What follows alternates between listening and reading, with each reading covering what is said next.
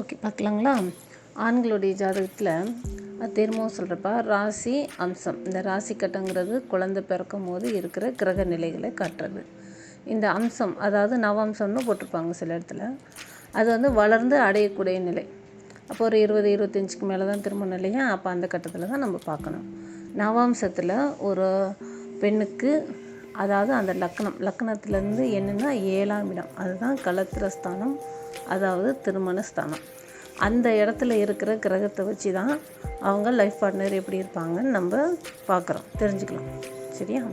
அப்படி பார்க்கும்போது அந்த லக்னத்துலேருந்து 7ஆம் வீட்டில் சூரியன் இருந்தால் அவங்க கணவர் வந்து கொஞ்சம் அதிகாரப்போக்குடையவர், அதிகாரத்தோரணை, எல்லாத்துக்கும் ஒரு அதிகாரமாக சொல்கிறது எதுவாக இருந்தாலும்.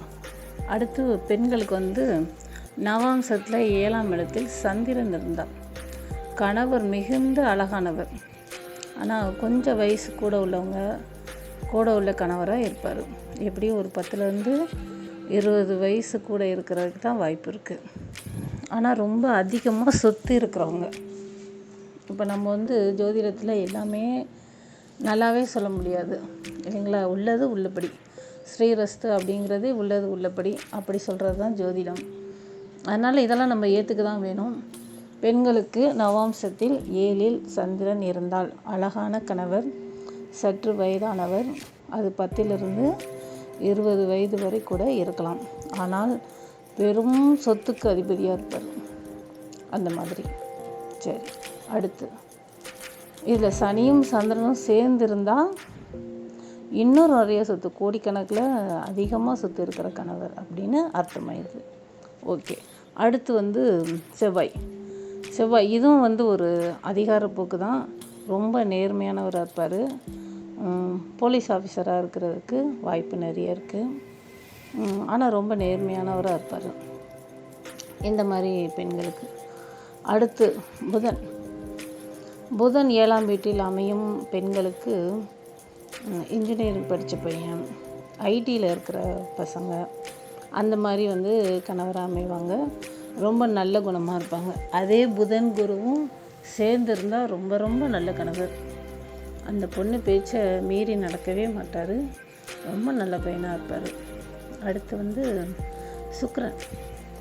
சுக்கிரன் வந்து 7ல் இருக்கிறவங்க ரொம்ப நல்லவங்க, இனிமையாக பேசி பழகக்கூடியவங்க, ஒரு ஃப்ரெண்டு மாதிரி இருப்பாப்புல, ஃப்ரெண்டு தான் கணவராக அமைவார். இப்படி இருக்கவங்களுக்கு இவங்களும் பெரும்பாலும் ஐடி ஃபீல்டில் இருக்கிறவங்க தான் கணவராக அமைவாங்க. அடுத்து சனி மிகுந்த நேர்மையாளர், ரொம்ப கோபக்காரர், இவங்களும் அரசு பணியில் அதிகமாக இருக்கிறவங்க தான் கணவராக அமைவாங்க. அதே மாதிரி ரொம்ப நேர்மையாகவும் இருப்பாங்க. அடுத்து ராகு வெளிநாட்டில் வேலை பார்க்கும் கணவராக இருப்பார், பெரும் பொருள் சம்பாதிப்பார், சண்டை வம்பெல்லாம் இவங்களுக்குள்ளார வரவே வராது. அதே மாதிரி 7ஆம் வீட்டில் கேது ரொம்ப படபடப்பாக இருப்பவர், ரொம்ப சிக்கனமாக இருப்பார், இவரும் பெரும்பாலும் வெளிநாட்டில் வேலை பார்ப்பவர்கள் தான், பெரும் பொருள் சம்பாதிக்கிறவங்க, அதே மாதிரி அதை சிக்கனமாக வீடு வாசல் கட்டுறவங்க, மனைவி குழந்தைகளே சரணாகதின்னு இருக்கிறவங்க, வேறு எந்த பக்கத்தும் திரும்ப மாட்டாங்க, அது மாதிரி. சரிங்களா? ஓகே, இது வந்து நான் சொல்கிற தகவல் எல்லாமே உங்களுக்கு நல்லா ஈஸியாக புரியும் தான் நினைக்கிறேன். ஓகே, வேறு ஏதாவது இந்த டவுட் இருந்தாலும் கமெண்ட்டில் கேளுங்க, நாங்கள் ரிப்ளை பண்ணுறேன். ஓகே, தேங்க்யூ, நன்றி, வணக்கம்.